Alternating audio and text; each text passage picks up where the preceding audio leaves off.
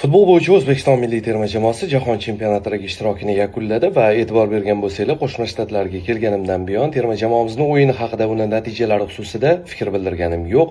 Chunki terma jamoamiz a'zolarining aksariyati, yetakchi futbolchilari, asosiy o'yinchilari Instagramda meni kuzatishadi va bunaqa sharoitda ularga ruhiy bosim o'tkazish, musobaqa paytida chalg'itish yoki xayollarini negativ bilan to'ldirish fikridan uzoqda edim va ana endi nazarimda fikr bildirsak bo'ladi. Undan avval esa terma jamoamizni O'zbekistonni har bir shahridan turib qo'llab-quvvatlagan, kechasi uxlamasdan futbol ko'rgan, qolaversa viza bilan bog'liq muammolarni bartaraf etib, Amerika Qo'shma Shtatlarigacha yetib kelgan, Amerikada istiqomat qilayotgan barcha vatandoshlarimizga, qolaversa Qo'shma Shtatlarda yashovchi Qozog'istonlik, Qirg'izistonlik, Tojikistonlik, qolaversa Turkmanistonlik hamma muxlislarga kattakon rahmat etmoqchiman. Futbolchilarimiz nomidan, o'zbek futbol jamoatchiligi nomidan.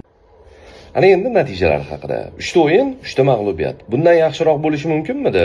Albatta mumkin edi. Kolumbiya bilan o'yinda minimal hisobdagi mag'lubiyat, Portugaliya bilan minimal hisobdagi mag'lubiyat. Bu ikkita terma jamoani yutishimiz yoki durang o'ynashimizga o'zim ham ishonmagandim.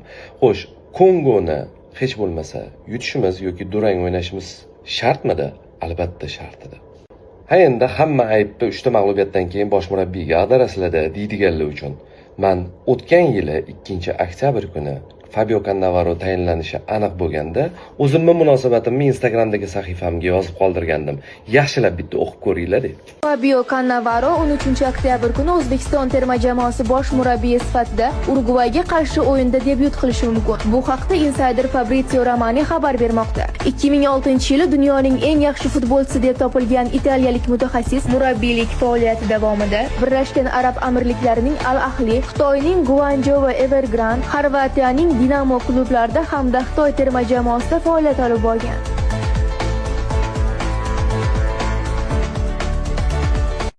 Fabio Cannavaro'ni tayinlanishida ishtirok etgan, unga shartnoma taklif qilgan, bu g'oyani bergan odamlarga bitta savolim: niyatingizga erishdinglarmi? Srechka Katanets o'choq yoqdi, Timur Kapadze oshni damladi, suzishga nimaga aynan Cannavaroni chaqirdik? Eslatib o'taman, 13 yildan beri murabbiylik faoliyati bilan shug'ullanadigan Fabio Cannavaro murabbiylik faoliyati davomida bitta natijaga erishgan: Xitoy chempionligi 13 yil ichida. Eslatib o'taman, futboldagi Xitoy bu siyosatdagi Xitoy emas va uni chempionatida g'alaba qozonish Italiya, Ispaniya yoki Angliya chempionligini qo'lga kiritish bilan barobar emas. Va o'zi umuman aholisini asosiy qismini daromadi, oylik maoshi $400 dan oshmaydigan mamlakat uchun 4 million yevrolik murabbiyni olib kelish qanchalik sog'lom fikr? Futbolda odatda murabbiy natijaga erisha olmasa, qo'yilgan vazifani uddalay olmasa, ishdan ketadi. Kapadzeni nima sababdan bo'shatdik? Jahon chempionati yo'llanmasini oxirigacha qo'lga kiritib bergani uchunmi? Jahon chempionati yo'llanmasini qo'lga kiritishimizda Jaloliddin Masharipov, O'tkir Yusupov, Aziz Turg'unboyev kabi futbolchilarning o'rni beqiyos edi.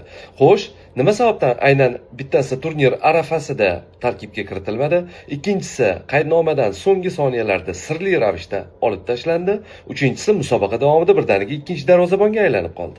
Tarixan O'zbekiston milliy terma jamoasi markaziy yarim himoya chizig'ida eng kuchli ijrochilarga ega bo'lib kelgan Mirjalol Qosimov, Server Jeparov, Odil Ahmedov va hokazo. Tasodifni qarangki, aynan birinchi marta o'z tarixida jahon chempionatida ishtirok etayotgan O'zbekiston milliy terma jamoasida aynan markaziy himoya kuchsiz nuqtaga aylandi. Xo'sh, bitta savol: Jamshid Iskanderov Qo'shma Shtatlarga nima sababdan olib kelingandi o'zi?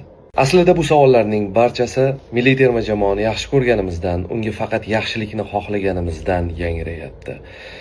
Fabio Cannavaroni faqat qora rangga bo'yash fikridan yiroqman. Behruz uchun uni asosiy tarkibga kiritgani uchun rahmat aytishimiz kerak. Ammo bu yog'iga yo'limizni o'zimiz davom ettirsak maqsadga muvofiqroq bo'ladi nazarimizda.